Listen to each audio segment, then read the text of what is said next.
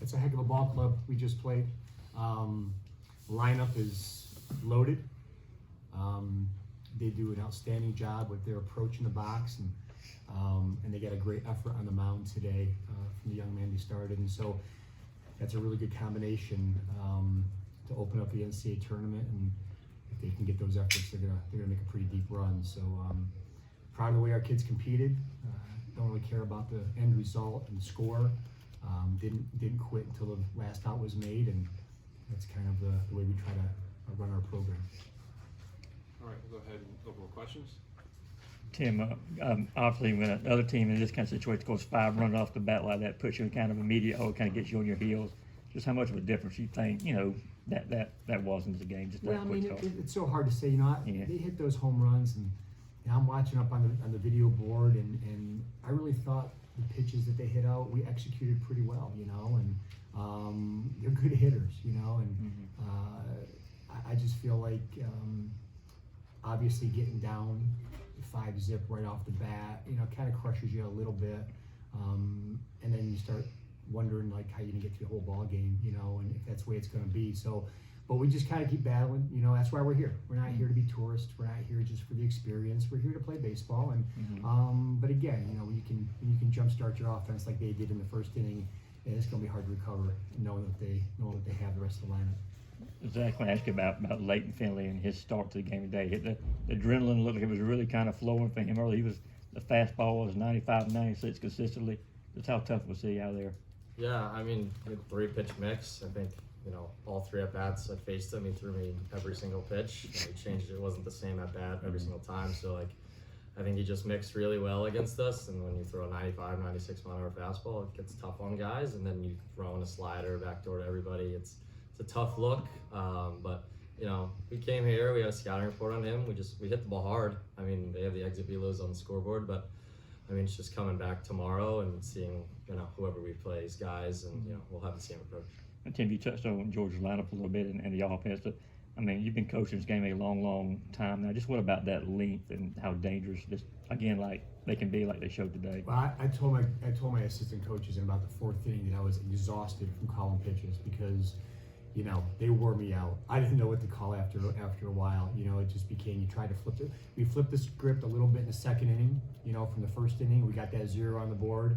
But boy, after that, they just kind of sniffed things out. They kind of figured some things out, and it's a really tough lineup to navigate, and it's a lot of pressure on the pitching staff, knowing that mistakes are going to be hit, and like I said earlier, even good pitchers are going to be hit. And they had a really good approach today, not just to the pull side, but to the opposite side, and a really tough lineup to navigate I'm guessing for anybody who's going to face them.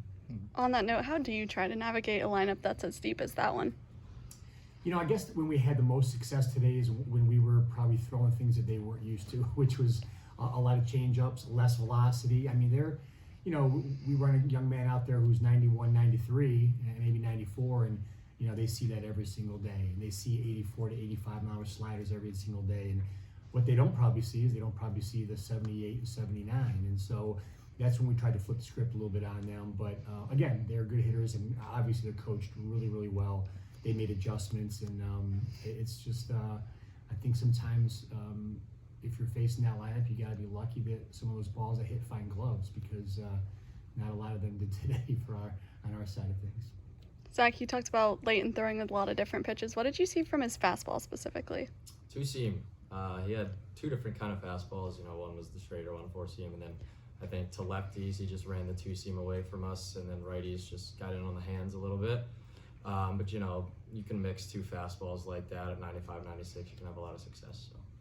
Zach, Cade was talking before the game that they talked about y'all's team mindset of gritty, not pretty. I mean, you don't have to be gritty tomorrow. Whoever you guys play in a situation you are, but knowing your teammates, how do you see you guys bouncing back? We've had our backs against the wall, all year. It seems like in these must-win games. If you watched a little bit of our conference tournament, we came in and we're the 3 seed, and we won conference tournament as a 3 seed for the first time since 2014. So when we have our backs against the wall, we kind of just get together, unite a little bit more.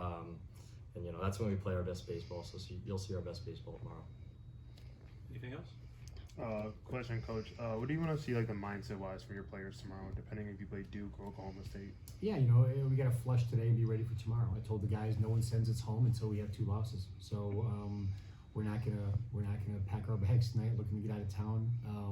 We're gonna come to the field tomorrow ready to play. Again, 2 really good ball clubs with really great tradition and a lot of success. But we like the challenge, and I always tell our guys, let's come out tomorrow and be better than we were today. So that's what I'm hoping we show tomorrow when we take the field.